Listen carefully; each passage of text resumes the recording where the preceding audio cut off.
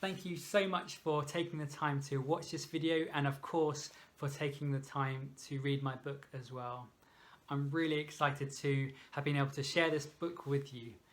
As I mentioned in the introduction, it's a book that started off as an idea about how I can organise my poems and my reflections and my random thoughts, which were kind of scattered all over my journals and some scrap pieces of paper. And just collate them into a way that kind of made sense if I ever needed them again. But just a couple of days later, I got prayed for by strangers, and they started sharing with me about they felt like I had a poetry book inside of me, and that it would be a different type of poetry book, and it would be a poetry book which hopefully is some kind of inspiration for others as well. So I'm really excited to finally be able to share it with you and with others as well. I wanted to finish the book with this video, and it's a video just about my own thoughts about creativity. In particular, I have worked with kids for most of my working career in different settings, and one of the things I've really enjoyed about working with kids is how they approach creativity. So I just wanted to share some kind of encouragement with you from what I've seen working with kids, and how I've tried to apply those lessons in my own life, in my own creative process, and hopefully that could be some kind of encouragement for you in your own creative journey as well. The first thing that I have learned from kids is how they are really good at moving beyond kind of their own limitations or their own expectations about what art and creativity looks like. It's a bit of a metaphor really, or an analogy, but I love watching children who are colouring in their early years, who are learning these fine motor skills with colouring in colouring in books. They've got the kind of pages with line drawings on them, whether it's characters like Disney characters or scenes, kind of garden scenes or pictures of animals, butterflies and all that kind of thing. And the expectation is they colour in within those lines and obviously make a really nice picture at the end of it. But what I love seeing is how children, like I say the younger ones particularly, usually go beyond the lines and just start scribbling all over the pages. And I mean, in reality it's because they don't have those fine motor skills yet. That's what they're developing. But metaphorically, I think it's really cool that they move beyond those lines. They just scribble all over the pages. Sometimes they are trying to colour in the lines within the lines, but they may go over them. And I think it's really, maybe parabolic, if that's a word, for us as adults. That just as the children go beyond the lines that are kind of preset for them, we as adults can learn to move beyond the kind of preset limitations or the preset expectations that we either impose on ourselves or that others impose on us as well in our creative journeys. When I was studying art at GCSE, I loved doing it. I loved having that space just to be creative, and I tried to do a lot of kind of different things. I was really into the surrealist art, so I used to kind of copy what they were doing and just think of things a bit out of the box. My teachers kind of pulled me aside a few times and just said, what you're doing is great, but you're maybe not going to pass your GCSEs if you carry on doing that train of practice. You need to kind of rein it in a bit and kind of do more the life skills, the life drawings, the kind of where you get a vase, some flowers, and you have to kind of just paint or sketch them, or go and do a scenery picture, and it's just kind of copy what is in front of you onto the piece of paper. Well, I wanted to do art beyond my GCSEs, so I thought, okay, I'll do what they say, and I reined that kind of my stuff in and did what they suggested, and I passed, and I moved on to my A-levels, and I thought, well, this is a time where I can kind of be a bit explorative and think outside of the box. But the story was the same. The teachers, they said again, what you're doing is really good, but the place for that kind of art isn't here. You need to go to art college to do that, and it'd be great for you to do it there. You'll do really well there. But to get past your to pass your A-levels, you're going to have to rein in a bit and again do stuff that's a bit more within the book. So I did that again, knowing that I wanted to pursue arts later on in life. So I kind of did what they said, and I passed, and I went on to art college, and I finally thought, well, this is the promised land. This is where the whole institution is set up to be creative and to explore new ideas and kind of have that freedom to create. Sadly, it wasn't the case, and I did try to do my own thing and try and be a bit creative, and sometimes it worked, but a lot of the times there was a prescribed way of doing things that I was supposed to be learning and supposed to be pursuing as well. After a year of doing the course, I came to the decision I just didn't want to do it anymore, and I gave up on the idea of pursuing art. And I thought, I'm not finding the space where I can be creative and kind of have an authentic creative expression. And the reason was because other people were kind of setting these limitations and these expectations, which was, if I'm honest, really disappointing. In an art institution, you wouldn't expect it there, but it was there. And other people's expectations and limitations eventually kind of dampened my own and and I gave up on art, or the painting side of it and the drawing side of it, too easily, I think. And just because I started believing these limitations that were placed on me, and I started limiting myself. And so I gave up on art, and I actually did a psychology degree instead. And for a few years, just didn't really do any art at all. I like doing music and playing guitar and stuff, but in terms of the painting and the drawings, I just put that on hold. And I think it was a good example of how people can put these limitations on us and their expectations, and how we can listen to them, and we kind of limit ourselves in our own creativity. But I hope, like the children who just go beyond the preset lines, that we as adults can move beyond those limitations and find the courage in ourselves to do that. And that's been my own journey, to say, look, like, there are certain ways of doing things that I can learn from them, but I'm not going to be limited by them. I'm going to move beyond them and just find my own creative voice, my own creative expression, and create something maybe new. Maybe it doesn't fit the mold for what other people are doing or expecting, but it's authentic, and hopefully it can be kind of an encouragement to others as well. So that's the first thing. I think children have a lot of freedom to move beyond expectations, and that's something we can learn from them as well. The second thing is that I think part of the journey for children is that being creative is just really fun. It's really messy.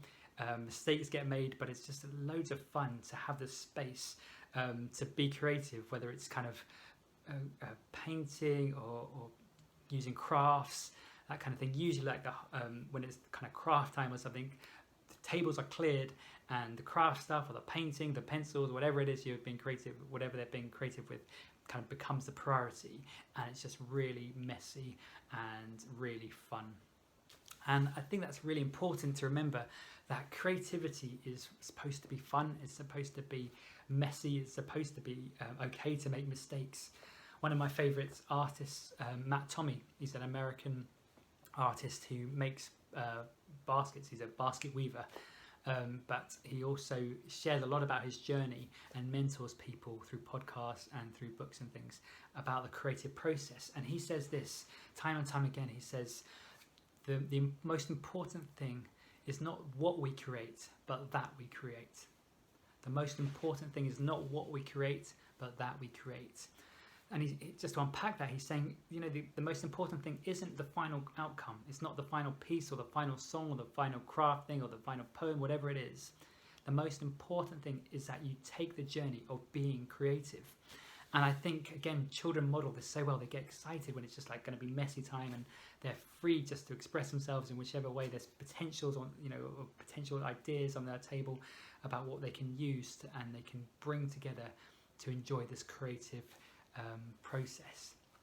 And I think as adults we can learn from that we should make the time to be creative. We should make the time to be messy. We should make the time to make mistakes in our craft, whether it's writing songs, or we might be afraid to sing out a tune, or just to we don't really know what we're doing on the guitar or the piano. We're just like maybe beginners, but it's totally okay to make mistakes. It's totally okay to make metaphorical mess or musically or physical real mess when you're getting creative with art and paintings and drawings and stuff, or outside using kind of maybe using natural things like leaves and branches to make something. It's totally okay, and it's totally good, and it's actually really freeing to make mess, because the journey of being creative is supposed to be really fun. It's supposed to be a journey, and I think kids just model it really well. They enjoy the process, and they're not afraid of the mistakes or the mess that they're going to make along the journey. The final thing I wanted to share, which again I think kids are brilliant at, is that more often than not they like sharing the art that they create. They like sharing the things that they are working on. So whether it's at school and where they're encouraged to maybe share about a painting that they've done, or sometimes they get put up onto the walls. They've got a lot of the rooms that in schools are decorated with children's artwork. Or maybe they've been working on a song either as a class or an individual, and then at the end of term the parents get invited in to listen to the songs that the kids have been working on. There's something about sharing the work that kids are doing, which I think is really healthy and really freeing, and really just a key part of the process. And I think it frees up the kids to find their confidence in the art that they're creating, but it also becomes a blessing and an encouragement for other people as well. And I think that's why as adults we need to be freer in sharing the stuff that we're doing, whether it's poems, whether it's writing songs, whether it's writing books, whether it's writing short stories, or artwork, paintings, drawings, whatever it is. We've got so many opportunities online through social media, or with friends, or with work colleagues, or members of the public. There's so many opportunities to share our work, and often it's like maybe our fears that we're not good enough, or maybe a fear of rejection, that actually if we share stuff it's going to be met with criticism, or it's going to be met with nothing, no response whatsoever. That can maybe even worse in sometimes. Those kind of fears can hold us back from sharing the stuff that we're creating. And I just think we can learn a lot from kids who the sharing side of things is like a really key part of the creative process. And as adults, I think we can learn from that as well, and just find that courage to share more of our work. And I think, again, just to be totally honest, I can see why we don't share it. When my band, Even in a Day, was doing our first gig just a couple of years ago, I could feel the fear of rejection in me rising up. And we'd had like a year of writing these songs and working them out, and spending loads of time on a set of songs, and really enjoyed the kind of the practice and hanging out together. And we really enjoyed going to a studio and recording these songs, and we were really happy with the recording. But when it came to doing our first gig, I could feel that fear of rejection in me. Like, what if no one turns up? Like, who am I to ask people to come and turn up on a Friday night to listen to these songs which they don't even know? They don't know us as a band. That fear of rejection, that fear of no one turning up, the fear of people not liking it, or the fear of it feeling awkward performing these kind of rock songs to people who maybe aren't into rock music. There was a lot of fear that could have stopped me from sharing that experience as a live experience. But I knew I had to move past it, and that the work that I was creating, these songs that I had written, the process wouldn't have been finished without sharing those songs, not just online through social media and putting them on Spotify and stuff like that. That was good, and that was a key part of it as well, but actually sharing them in a room with other people and moving past my fears to share them in a live experience was a key part of that process.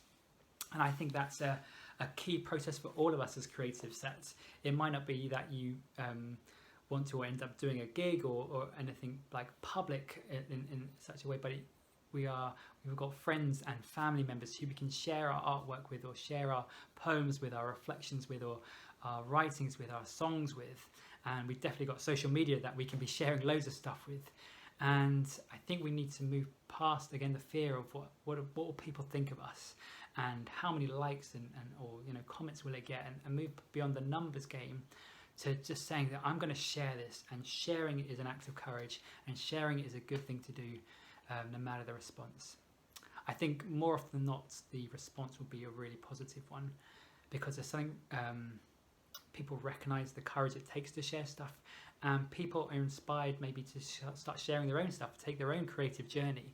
And I think that's why it is such an important thing to do, sharing our work that we're creating, because it has this domino effect that as we share stuff, other people get inspiration and in their own creative journey, and maybe they're going to start sharing stuff, and who knows what can happen. Who knows what healing can happen in that process of being creative and moving past fears and that kind of thing. And who knows what encouragement other people can experience through the artwork that we share, but also those who we've encouraged to share as well. And again, kids are just good at this kind of stuff. They share their work, and often ends up on walls or on fridges or around the house. But kids have it's kind of almost expected that the sharing process is a part of the creative journey, and I think we can learn a lot from that. So those are the three kind of takeaways from that I've seen in children and kind of put into practice myself in my own creative journey. The practice of moving beyond my own limitations and my own expectations, and as well as those that others have placed upon me, and finding the freedom to find my own kind of authentic voice, my own creative voice, and my own kind of creative space. Secondly, that the journey of creativity is really fun, and is the main thing really that we create, and we can kind of, as much as it's good to create, have an outcome, the actual creative process is the key part in all of this. And it's okay to make mistakes, and it's definitely good to make a mess. So it's all of that. The mistakes and the mess are part of the creative process, and the fact that we take this journey is the key thing. And finally, that we learn to move past our fears and find the courage to share the stuff that we're creating, whether online, whether in Facebook groups, or just publicly on your own profile page, Instagram, whatever medium online you use, or with friends and family. It might be that you end up doing exhibitions or gigs and that kind of thing. All these things are options that are available to us, and I think are key parts of the creative journey. So I hope that's been some of encouragement to you, just as I found encouragement from the children that I worked with, and tried to put that into practice. I hope that there's some practical things there which you can put into practice as well in your own creative journey. Thanks again for taking the time to watch this video, and for reading the poetry book. It's a massive encouragement to me that you've taken the time to do that. So thank you. Wish you well in your own creative journey, and I hope this has been some encouragement along the way. Take care, and bye-bye.